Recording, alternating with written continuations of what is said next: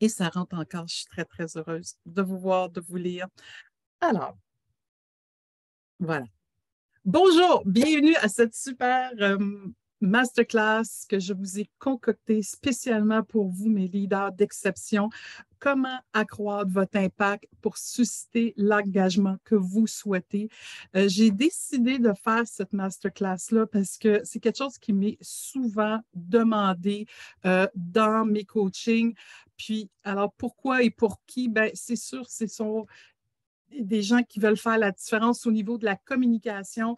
À la toute fin, je vais vous expliquer c'est quoi le fameux triangle de la communication, triangle qui va nous servir de prétexte pour se parler tout au long de ces 5 jours. Et vous voyez un beau gros cœur au centre de ce triangle parce que c'est exactement ça, hein, amener l'humain au cœur de vos interventions. Donc, quand vous parlez à vos à la personne à qui vous souhaitez parler, toujours se mettre à sa place, toujours la positionner au cœur de votre projet de communication. Donc, ce que j'avais envie de faire avec vous pendant 5 jours, c'est de vous aider à bâtir un message puissant que vous avez envie de dire à quelqu'un et qui, pour une raison ou une autre, vous savez ou peut-être pas comment bien l'enrouler, parce que souvent, c'est ça qui arrive. Hein. Les gens me disent souvent, mais je ne sais pas comment dire, je ne sais pas quoi dire, j'ai peur de le blesser. Donc, profitez-en, amenez ça avec vous et on va le travailler tout au long pour être justement plus en confiance, vous aider à être plus en confiance dans ce que vous voulez véhiculer.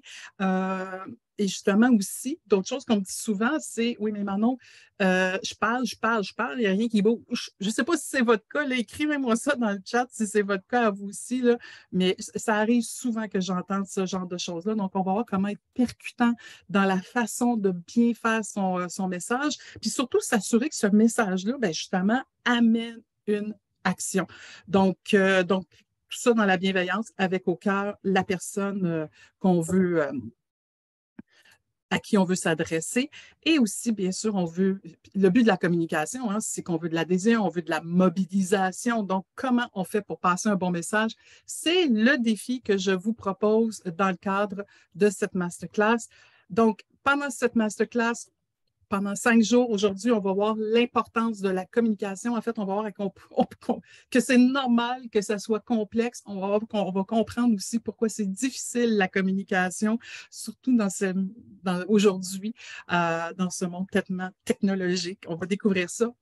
Et je vais vous présenter à la toute fin de cette petite rencontre aujourd'hui le fameux triangle de la communication, la base pour notre semaine ensemble. Et demain, on va commencer le premier pilier, comment réussir vos demandes de changement.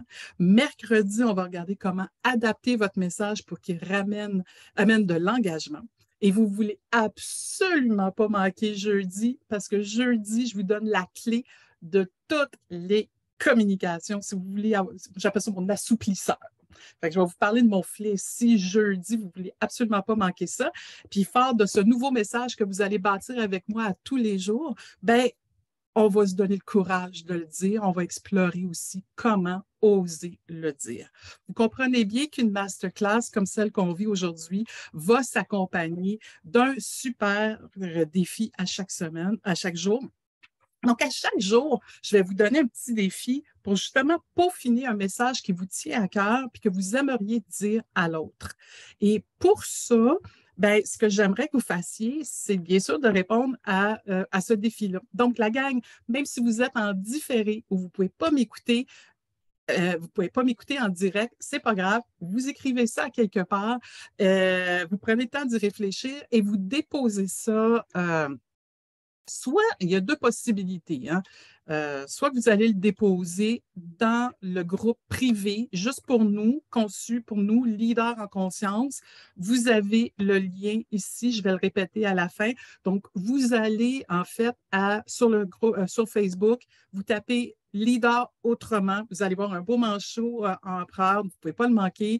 Donc, c'est là qu'en dessous de la vidéo numéro 1, vous allez pouvoir déposer votre défi, votre réflexion, votre défi, la première partie que je vais vous donner à la toute fin. Sinon, si vous voulez que ce soit plus privé, ça ne vous tente pas que tout le monde le sache, mais vous voulez quand même participer au concours parce que c'est quand même un beau prix, là. C'est un profil Nova.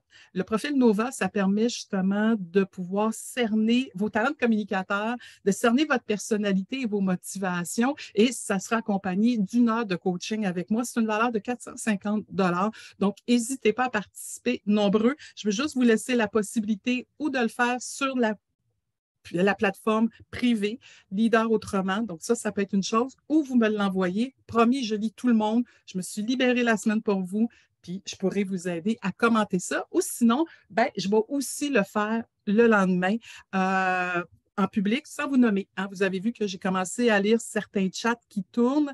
Alors, sans nécessairement vous nommer, question de préserver votre confidentialité, je comprends ça. Mais n'hésitez pas, question de rendre ça plus dynamique, plus vivant, mettez ça sur la plateforme. Vous avez le lien. Vous allez voir un manchon après, vous ne pouvez pas vous tromper. Et dans le cours de la journée, évidemment, la vidéo numéro 1 va être diffusée. Donc, juste en dessous pour écrire votre défi.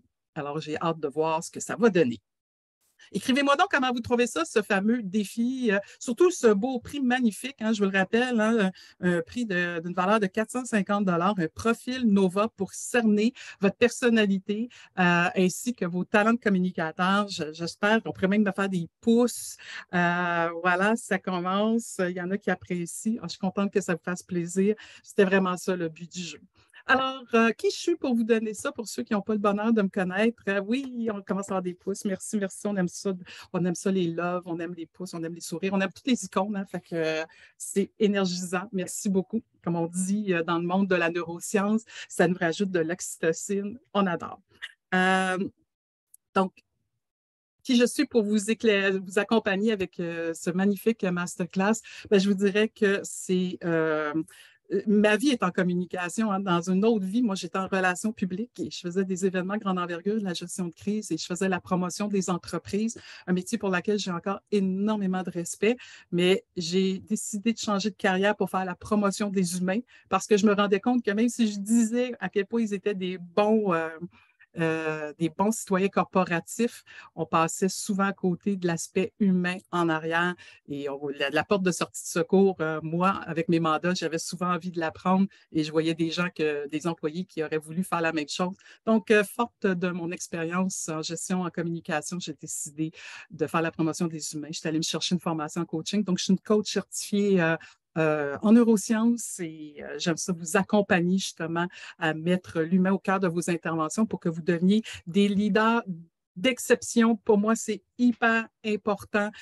Donc, leader d'exception parce que d'abord, on prend conscience de son propre environnement, on prend conscience de qui on est pour être après ça plus en mesure de se gérer, de mieux se poser, pour être après ça être en mesure d'accompagner les autres.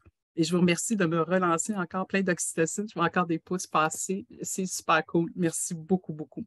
Donc, la posture d'un leader d'exception, pour moi, c'est vraiment quelqu'un qui prend le temps de prendre le temps de mieux se positionner pour ainsi mieux accompagner les gens qui l'entourent.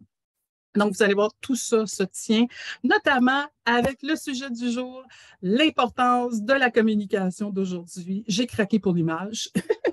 Je trouve qu'il y a beaucoup de bruit sur la ligne. Bon, évidemment que vous allez me dire que la technologie a un peu évolué, mais elle a tellement évolué que ça complexifie beaucoup les choses dans notre milieu qu'on appelle VICA.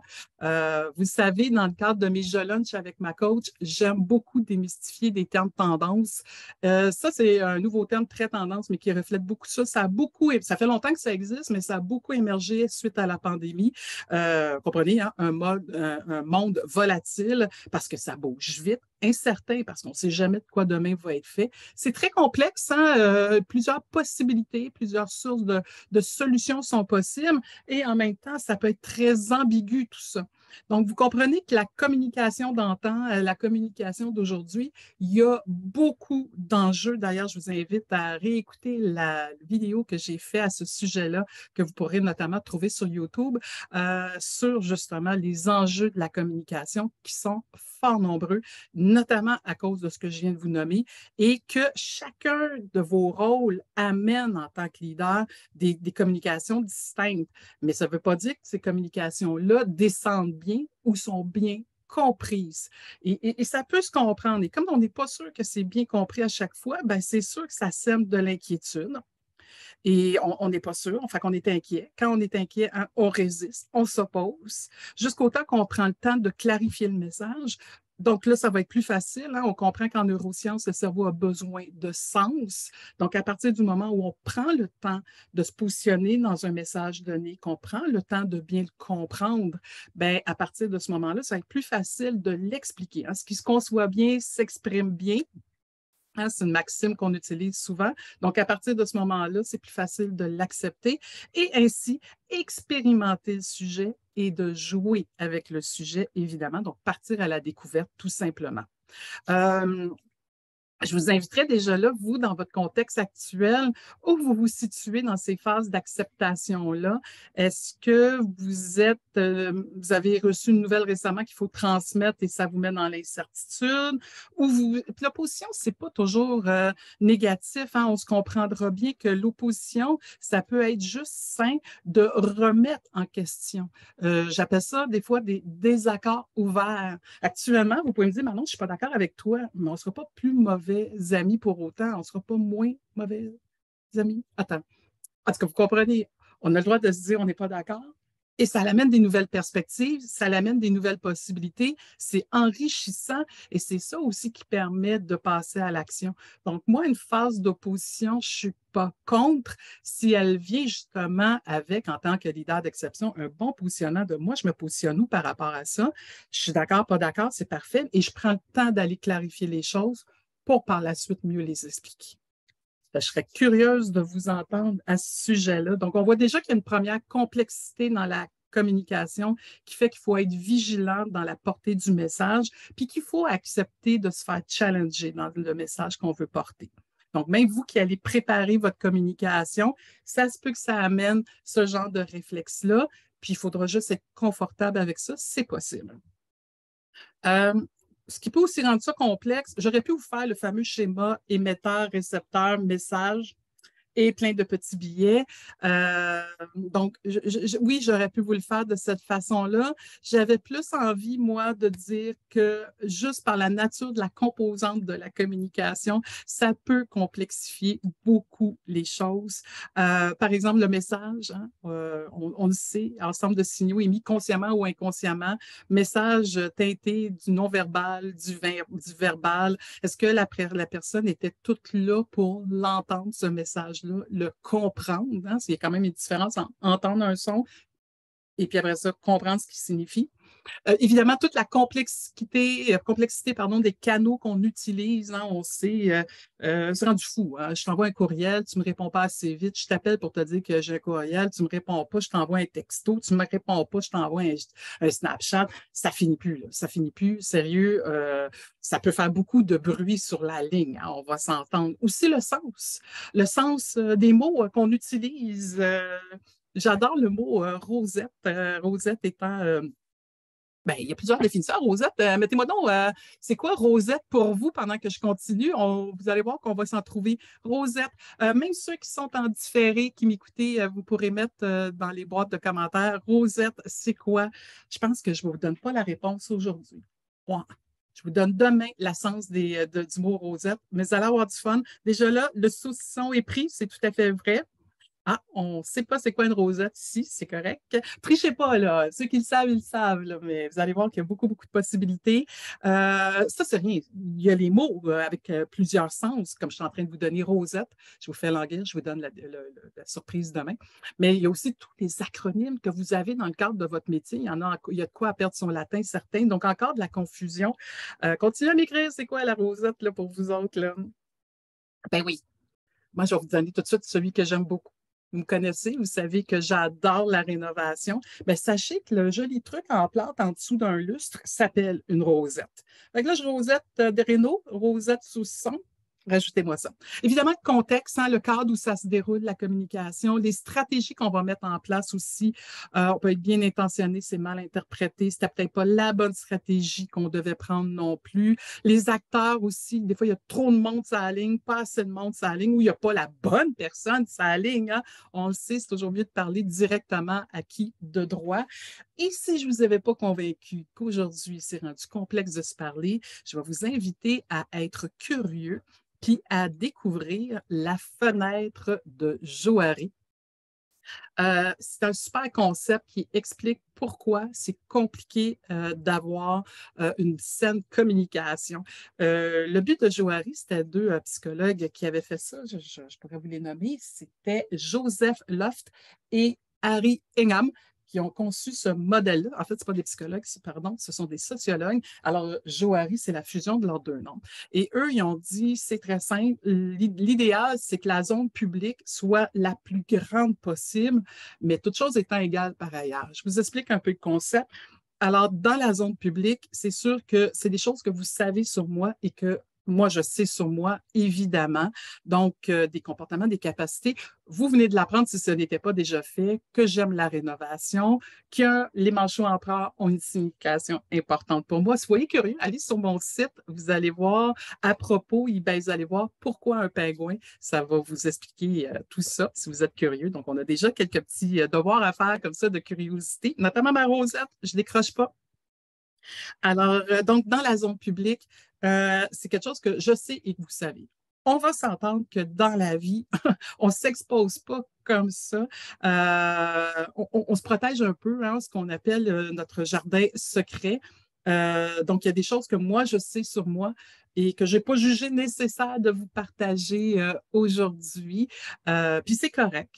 Mais vous comprenez que ça, c'est correct parce qu'on n'a pas à s'exposer à tout vent. D'un autre côté, il y en a des gens qui gardent tellement de choses pour eux que ça fait comme une muraille de Chine. Ça fait que c'est difficile à percer. Et donc, ça fait des billets dans la communication et ça rend des fois la communication difficile. La question à se poser à ce moment-ci est à savoir, est-ce que je n'aurais pas intérêt à partager davantage d'informations pour que ce soit plus facile, la relation, tout en préservant ses jardins secrets? Pas de problème. Une zone que je trouve assez fantastique, c'est la fameuse zone aveugle. Donc ça, c'est vous qui savez des choses sur moi que moi, je ne connais pas.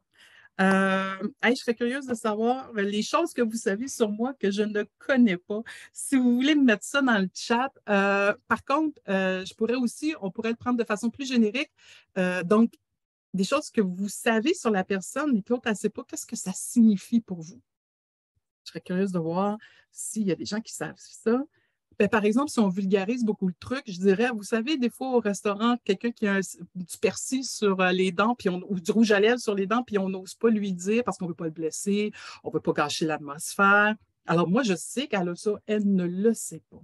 Ça va aussi loin dans nos contextes professionnels que je sais des choses sur la personne, mais je n'ose pas y dire. Donc, c'est peut-être des choses qui me tapent sur les nerfs, c'est peut-être des choses qui me dérangent royalement, mais pour toutes sortes de raisons, je me retiens puis je ne le dis pas. Fait que pendant ce temps-là, moi, ma hargne grandit, ça me tape de plus en plus sur les nerfs, mais elle, pauvre elle, elle ne sait pas, elle, que je la dérange. Fait que c'est assez intéressant. Donc, ici, c'est moi là, qui dois faire un effort, c'est moi qui dois oser le dire. Peut-être que le message que vous avez à porter, que vous avez envie de travailler avec moi tout au long de la semaine, ça va peut-être être dans ce registre-là. Fait que, on y pense, ça peut être intéressant à explorer. Donc autant la zone cachée, la personne qui doit se demander est-ce que ça ne serait pas facilitant si je communiquais davantage certains aspects, ou d'un autre côté, l'autre doit peut-être me dire des choses pour qu'on puisse améliorer la relation ou qu'on puisse faire des choses autrement. Parce que l'autre, elle ne peut évidemment pas le changer.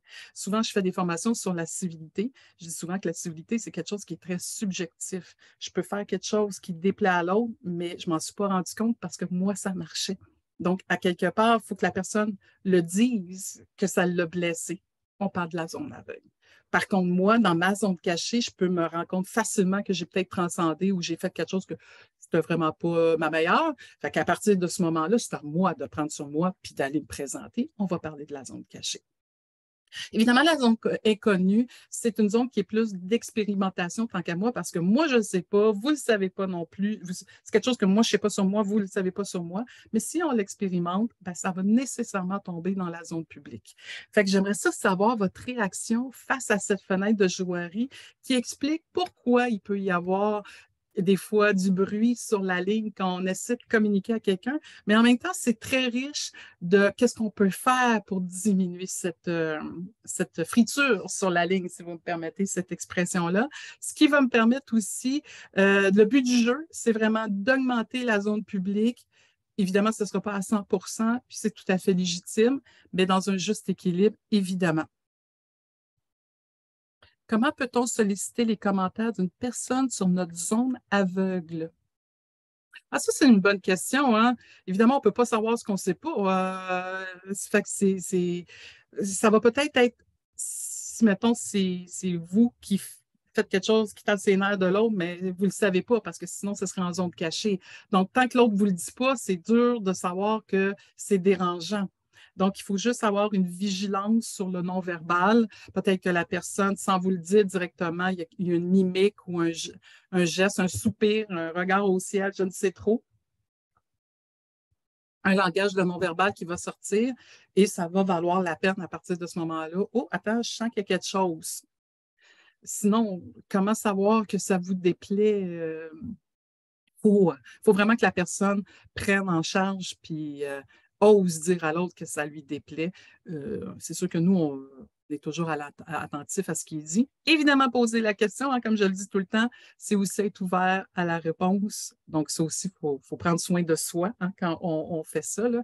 Mais non, c'est très difficile. La zone aveugle, c'est vraiment la responsabilité de l'autre d'oser dire ce qui lui dérange.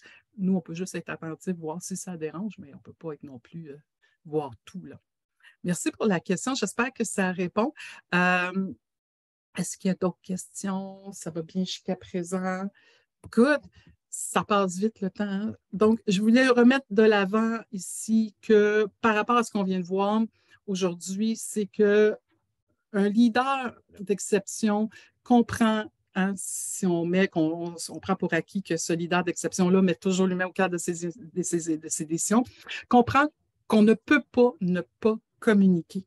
Peu importe ce qu'on fait, verbalement, c'est sûr qu'on communique, mais même le non-verbal parle souvent plus fort. Les silences parlent souvent plus fort qu'un verbal. Donc, c'est tout ça qu'on fait qui témoigne qu'on ne peut pas ne pas communiquer. On me demande, je vais juste revenir sur la diapositive précédente parce que la question est là-dessus. La confiance, l'ouverture à recevoir les commentaires peut-elle ouvrir la zone aveugle? Oui, définitivement. Définitivement. Si l'autre se sent en confiance, il va peut-être oser davantage vous parler. C'est sûr. C'est sûr, vous pouvez toujours faire le truc de la porte est toujours ouverte, vous pouvez me dire n'importe quoi, n'hésitez jamais à me parler. Ça, c'est sûr que ce sont des belles phrases, mais il faut que ces phrases soient là accompagnées d'un geste. Il faut que vous soyez présent. Il faut que vous soyez, que déjà quand on vous parle d'une zone, mettons que la personne s'ouvre sur sa zone cachée, qu'elle voit que vous avez cette ouverture, cette empathie, cette écoute bienveillante, cette écoute active de ce qu'elle vous dit, ça va peut-être l'encourager à parler d'une zone aveugle. J'aime beaucoup la confiance et c'est quelque chose qui se bâtit, bien évidemment. Donc, c'est pas gratuit. Ça va être tous les petits gestes qui vont faire en sorte que je vais me sentir assez en confiance pour oser te le dire. Mais évidemment que ça va demander beaucoup de courage. Fait que quand je vous parlais de ma journée 5, là, oser le dire, là, vous ne voulez pas non plus manquer cette journée-là, ça va vous aider parce que c'est justement comment on bâtit tranquillement, pas vite, la confiance pour que l'autre nous parle, puis aussi bâtir la confiance pour que moi, j'ose y parler aussi. Là, hein, ça va aller dans les deux sens. Merci hein, pour la question, c'est pertinent, j'aime bien. J'espère que vous aimez la formule de cette masterclass. Hein? Comment ça se passe jusqu'à présent? Je pense que je reprendrai une petite dose d'oxytocine. Je pense que je reprendrai une dose de petit, si ça va bien. Évidemment, ça me ferait plaisir de de voir comment vous réagissez. C'est un peu différent, puis c'est ce que je voulais faire avec vous. De toute façon, on parle de leader d'exception, hein, fait que forcément qu'il fallait que ça soit différent. Merci, ça vient, j'aime ça. Merci pour les signes, ça va, les petits pouces qui poussent. Même si vous êtes en différé, hein, vous aurez le droit de me mettre des cœurs et des pouces, ça va me faire super plaisir.